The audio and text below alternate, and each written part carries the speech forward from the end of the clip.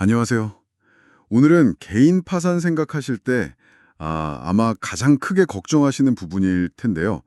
혹시 우리 가족한테 무슨 문제 생기는 거 아닐까 하는 점이죠. 네, 맞아요. 그 부분 제일 많이 궁금해하시죠. 그래서 오늘 홍연필 변호사님 설명을 쭉 따라가면서 그 영향이 구체적으로 뭔지, 또 어떤 걸 조심해야 하는지 한번 자세히 파헤쳐 보겠습니다. 좋습니다. 핵심은 이게 법적 책임을 가족에게 막 넘기고 그런다기보다는 예상치 못한 어떤 절차상의 번거로움, 아니면 특정 재산 문제, 이런 거 있다는 건데요.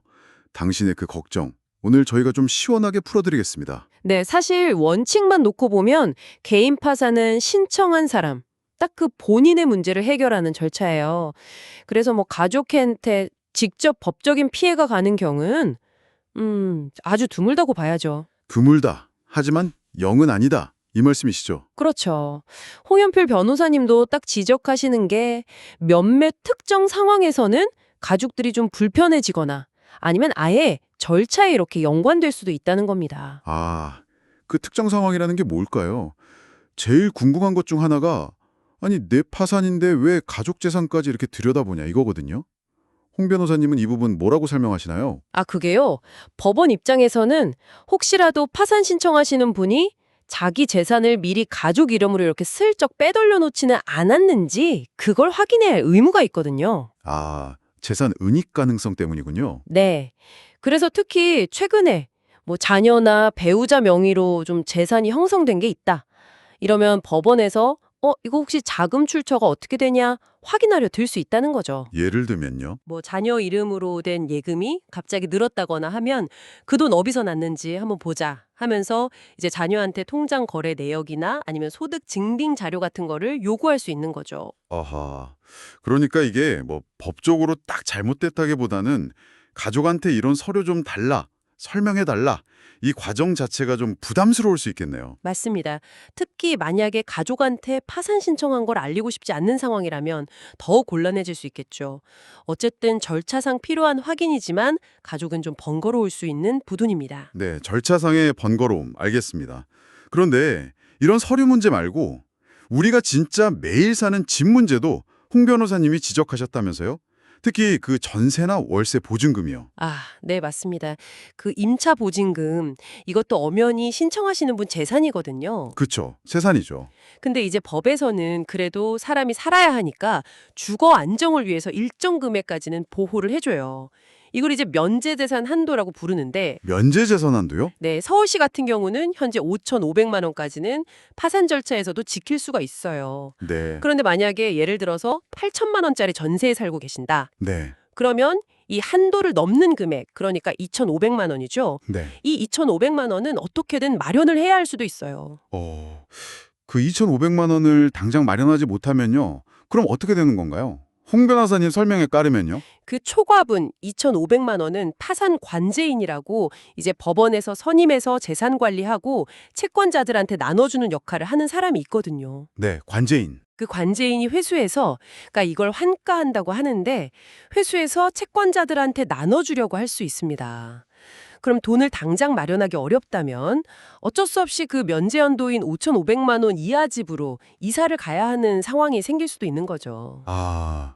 이건 뭐 신청한 사람뿐 아니라 같이 사는 가족 전체가 갑자기 길거리에 나앉을 수도 있는 그런 주거 불안정 문제로 이어지는 거네요. 네, 그렇죠. 상당히 현실적인 문제입니다. 정말 그러네요. 자, 다음으로 홍 변호사님이 진짜 이건 절대 안 된다고 가장 강력하게 경고한 부분이 있는 것 같아요. 파산 신청하기 바로 직전에 재산을 가족한테 넘기는 거예요. 네, 이건 정말 심각한 결과를 가져올 수 있습니다. 왜냐면 명백하게 재산 은닉 시도로 보거든요. 재산 은닉. 네. 파산관제인은 당연히 그 재산 가액만큼 돈 다시 내놓으세요 하고 요구하죠. 근데 만약에 그게 어렵다, 돈이 없다 이러면 그 재산을 받은 가족 있죠. 배우자나 자녀. 그 가족을 상대로 부인해서라는 소송을 걸 수 있습니다. 부인해서요. 그게 뭔가요? 네. 부인권 행사 소송인데 쉽게 말해서 부당하게 빼돌린 재산을 다시 원상복구시켜서 채권자들한테 돌려주기 위한 법적 절차예요. 세상에. 그럼 나 때문에 아무 잘못 없는 우리 가족이 소송 당사자가 돼서 막 법정에 불려다니고 와 정말 생각만 해도 끔찍한데요? 피하고 싶은 상황이네요 정말. 그렇습니다. 그 과정에서 가족들이 겪을 뭐 정신적인 고통, 시간적인 손해, 이건 뭐 말할 것도 없겠죠. 그래서 홍 변호사님이 이런 행위는 정말 절대 금물이라고, 잘 몰랐다고 해도 결과는 너무 심각할 수 있다고 계속 강조하시는 겁니다. 네, 절대 안 되겠네요. 자, 그럼 홍현필 변호사님의 설명을 쭉 종합해 보면요. 방금 이야기 나눈 아주 특별한 경우들 있잖아요. 뭐 가족 명의 재산 조사 가능성, 기준 넘는 보증금 문제, 그리고 절대 하면 안 되는 그 재산 은닉 시도, 이런 상황만 아니라면 네. 그냥 단순히 내가 파산한다는 그 이유만으로 뭐 가족 재산이 막 압류당하거나 아니면 뭐 가족이 대신 비톡 쪽 전화 받고 이런 일은 기본적으로는 없다고 봐도 되는 거군요. 네, 홍 변호사님도 원칙적으로 그런 일은 발생하지 않는다고 명확하게 선을 그으셨어요. 오히려 이런 말씀도 하시더라고요. 감당 못할 빚 때문에 가정이 아예 파탄나는 걸 막기 위해서 파산 절차를 제대로 밟는 게 오히려 장기적으로는 가정을 지키는 길일 수 있다고요. 아, 역설적이지만 그럴 수 있겠네요. 네. 중요한 건 아까 이야기 나눴던 그런 문제 상황들을 애초에 만들지 않는 것. 특히 그 재산 은닉 같은 행동은 절대 하지 않는 게 중요합니다. 네, 오늘 홍연필 변호사님 설명을 통해서 개인 파산과 가족의 관계, 그 실체에 대해서 좀 명확하게 알 수 있었던 것 같습니다.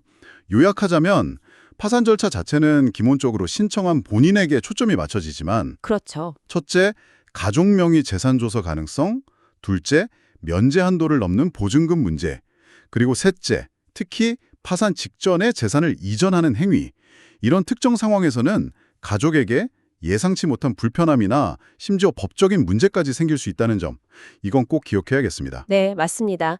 홍 변호사님 조언처럼 괜히 불필요한 오해를 사거나 법적 분쟁 소지를 만들지 않는 게 최선이겠죠? 오늘 저희가 나눈 이야기를 바탕으로 마지막으로 당신께 이런 질문을 한번 던져보고 싶습니다. 네, 홍 변호사님이 지적하신 이런 가족 관련 절차상의 번거로움들을 고려해 볼 때 파산 신청을 하기 전 단계에서 가족과 솔직하게 대화하는 것이 비록 그 대화가 당장의 재정 상황 자체를 바꾸지는 못하더라도 앞으로 겪게 될지도 모르는 이런 절차적이고 또 심리적인 부담감을 조금이나마 덜어주는 데 기여할 수 있지 않을까요? 한번 생각해 보시면 좋겠습니다.